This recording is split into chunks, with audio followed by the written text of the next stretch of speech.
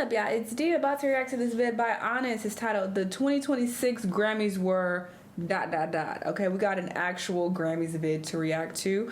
Now, I'm sure someone else will drop one and I'll probably react to that as well. This is my way of watching the Grammys, okay? Because I refuse to sit through an entire award show. It's just not my thing. But I do kind of like to know what happened and who won awards, who got their things and whatnot. So, Honest is going to fill us in. So let's watch. The 2026 Grammys have officially taken place. There were some surprises, some snubs, but not too many things overly inflammatory. I feel like it was a pretty mild year. There were also a few outcries of snubbing that I don't think was snubbing at all. But we will talk about all of that. Without further ado, let's get into the wins. For Best Music Video, we have Anxiety by Doechii. Now, I'm not a fan of the song, but I'm certainly not mad at the video winning. The video's good. I think it was a cool, melodramatic, effortful video. I was gunning for So Be It by Clips. I love how clean that video looks, but congrats to Doechii. For Best Album Cover, we have Chromacopia by Tyler, the Creator. I love the Chromacopia album cover, the tones, the mask, and how it contrasts with the title and the subject matter of the album as he pulls back the mask and reflects a lot.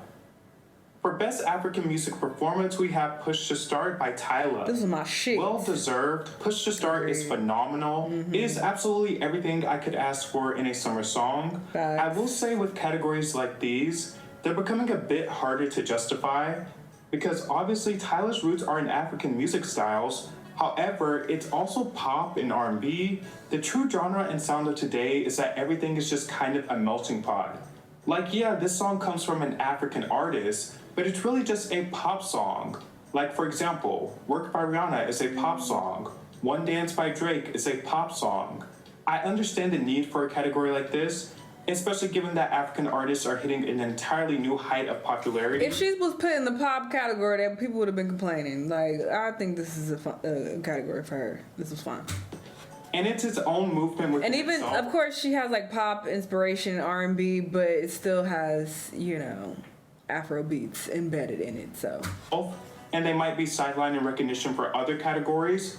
However, as time moves forward, I hope to see someone like Tyla being present in pop and R&B categories and not regulated specifically to African music categories simply because she is African. No one deserves to be pigeonholed. For Best Rap Album, we have GNX Kendrick Lamar. I feel like it was a given either between Kendrick or Clips. I love GNX. It feels like a second counterpart to Damn. Great record. For Best Rap Song, we have TV Off. For Best Melodic Rap Performance, we have Luther with Kendrick and SZA. And I like TV Off, don't get me wrong, but I do wonder what the other nominations were. Swept a lot of categories, and honestly, he's one of the people where I'm like, he literally is the top dog. He is the best of the best in hip-hop that we have at this moment. Period. So it's all well-deserved in my opinion, and Luther was a fantastic and gorgeous collaboration. I love the modern spin they put on the Luther Vandross record. For Best Rap Performance, we have Chains and Whips, Clips. Well-deserved. I actually expected Clips to tip the scales this year. For Best R&B Album, we have Mud by Leon Thomas. This was a clear winner to me. His musicality was on full display. The songs are layered. It's just one good performance after another. For Best R&B Song, we have Folded, Kehlani. In my mind, this was the song of the year. There was no way Kehlani was walking away empty-handed. For Best R&B Performance, we also have Folded by Kehlani. And that much is true. It is the best R&B performance in this category. Beautiful songs, so many hooks. I love the storytelling, the production. I'm very curious. It just nails everything. For Best Alternative Music Album, we have Songs of a Lost World by The Cure. I did think Hayley Williams would take this category, but if you're going to lose to anyone, it has to be The Cure. The Cure is obviously a legendary band, but they're not just some legacy act benefiting from being a legacy act. Their most recent album is actually pretty good. It doesn't just sound like a phoned-in post-prime album to fulfill contractual obligations. There's real passion there. For Best Rock Album, we have Never Enough by Turnstile. I think this album is decent. The Hayley album was stronger to me though. For Best Rock Performance, we have Changes, Live from the Villa Park, Back to the Beginning by Young Blood. To be honest, the Aussie tribute is probably the best thing Youngblood has ever done his entire career, so kudos to him. For Best Dance/Electronic Album, we have Eusexual FKA Twigs. Listen, it had to either be FKA Twigs or Pink Pantheress. I'm so happy to see Twigs finally get major recognition. Eusexual was fantastic. For Best Dance Pop Recording, we have Abracadabra Lady Gaga. I was rooting for Zara or Pink Pantheress, but Abracadabra is a good song. For Best Pop Vocal Album, we have Mayhem by Lady Gaga. This to me felt like a given and the one that the Academy would most likely vote for. The other albums in this category didn't stand much of a chance in my opinion. I felt like Mayhem is the most obvious pick, even though it would have been cool to see something like Something Beautiful by Miley win it, but unfortunately there just wasn't a lot of buzz around that album, and politicking does play a part in awards as well. For Best Pop Duo Group Performance, we have Defying Gravity by Cynthia Erivo. I'm just tired of them, Jesus. Stellar performance from both ladies. I did think 30 for 30 or K-pop Demon Hunters would get it. Wicked was pretty much shut out from the acting awards season. At least it got something on the music side. For Best Pop Solo Performance, we have Messy Lola Young. I'm very pleased with this win. I feel like Lola Young is such an underdog, and she was the dark horse of this category. And I think when you look past Samin, you see that there's genuine artistic intent present. There's great production and rawness, and her album was also pretty good. I think Lola Young is one to watch. For Best New Artist, we have Olivia. Oh shit! I guess This what she look like? In the beginning, is this the same girl? I was thinking to myself, like, who is that? Oh, I really like her. Listen, I saw her pop up on my Spotify, and I just randomly started listening to her because I did hear her name here and there, and I really like this album a lot. But I didn't really know what she looked like because the album cover is even kind of like, it's a little blurred, like you can't really see. Wasn't even sure if she was of color or not. I didn't know. But anyway, yes. Period, Olivia. I like her. My take is that I understand the appeal of Olivia. Give her things. I get why her brand works. I get the angle she's operating from.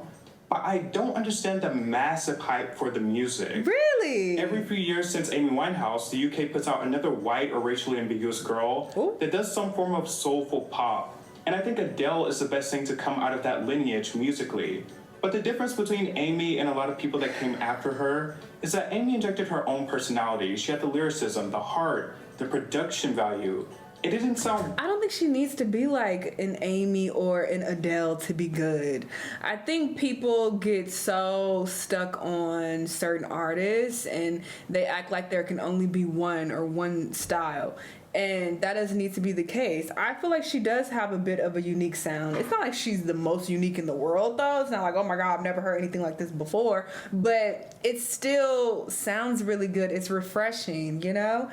And her music, it feels good. Like, she makes feel-good music. So I fuck with it. I like her a lot. And I don't know much about her. Hell, I didn't even know what she looked like. But so I didn't even know there was a whole bunch of hype. Like I said, I heard her name once or twice randomly, but I haven't seen like a crazy amount of hype surrounding her, but maybe there is. But just overall, without all of that even added into the equation, just her music is just good. It's just good. I'm not saying it's the best thing ever, but it's good. Watered down and background music friendly. And don't get me wrong, there's nothing wrong with doing the clean, risk-at-first, clean girl aesthetic music. I just don't view it as this exciting, momentous Best New Artist occasion. I don't think her music is exciting. I don't think it's supposed to be. Like, she gives me very, like, calming, chill, feel-good vibes, you know? So I think she plays that role very well. I would say Olivia Dean is talented, even if she's not my cup of tea. But I feel like there were stronger options from Lola to Leon to the Marias. For Song of the Year, we have Wildflower by Billie Eilish. Listen, I was one of the people on the front lines defending Billie when she was getting dragged for her When We All Fall Asleep sweep. And that record is still a generational album. It is still a generational debut. Hit Me Hard and Soft is not Billie's strongest work. It's just an amalgamation of all the things she's done before, which is why I didn't view it as a massive loss when that album won nothing. I adore Wildflower. It might be the strongest song on that album, but I just can't really wholeheartedly justify its win. I know Grammy rules are weird, so it's allowed to even be put in for consideration, but it just isn't the most logical method to me. What's this song Bad sound Bunny like could have again? easily gotten this, or Kendrick. I'm pretty sure I've used it in a blog, but I don't listen to it often. The only song that I like listen to a lot at one point was "Birds of a Feather," but this title sounds very familiar, so I feel like if somebody played it, I would know it. But yeah, I'm not that familiar with it. SZA, but I do genuinely I'm certain I used this in a blog though. enjoy Wildflower, so I'm not up in flames like the rest of the internet seems to be about it. But it does feel like this win could have been a bit of a consolation for Hit Me Hard and Soft not I winning really wanna play it. anything. For Album of the Year, we have Yes, Bad Bunny. I thought Benito. Bad Bunny was the dark horse of this category, and he actually made history with the first Spanish language album to win Album of the Year. Well deserved. I'm also looking forward to his Super Bowl halftime show. I feel like he's going to give something for the history books. I thought Gaga or Kendrick might win this category, but I am glad to see Bad Bunny get his flowers. For Record of the Year, we have Luther with Kendrick and SZA. And there's not much to say about this. It's an I know excellent that. song. Now let's talk about some of the snubs and some of the I like it. supposed snubs. But I don't know about song of the Haley year. Williams, I feel, was snubbed. 4 nominations and 1 none. I did think she would at least take something home. Now on to Addison Rae. To the delusional people that really genuinely in their heart believe that Addison Rae was going to win Best New Artist, I don't know what planet you've been living on, but it's not Earth. She also sounded a mess during her performance, even with pre-recorded vocals. Here's the thing with Addison Rae. The people who are fans of her cannot be normal about her. The whole hype around her feels very reactionary given her origin story instead of what's actually being presented. Addison Rae has made significant progress in her career and with her music, but the album wasn't great. It was an improvement. Addison Rae is not a generational talent or artist. She's a fun it girl, musical daughter of Paris Hilton and Heidi Montag. But to the people who's acting like she just dropped Blackout or the Fame Monster, chill, be normal. I've seen a lot of outcry about Sabrina Carpenter as well. Now, I actually wouldn't have mind to see Manchild get something. It's cute, it's fun, but Man's Best Friend was not a good album. It wasn't bad either, it was okay at best. Sabrina was not snubbed. I feel like that album cover and the conversations around it was so much more interesting than the music itself. I was disappointed in Man's Best Friend wholeheartedly.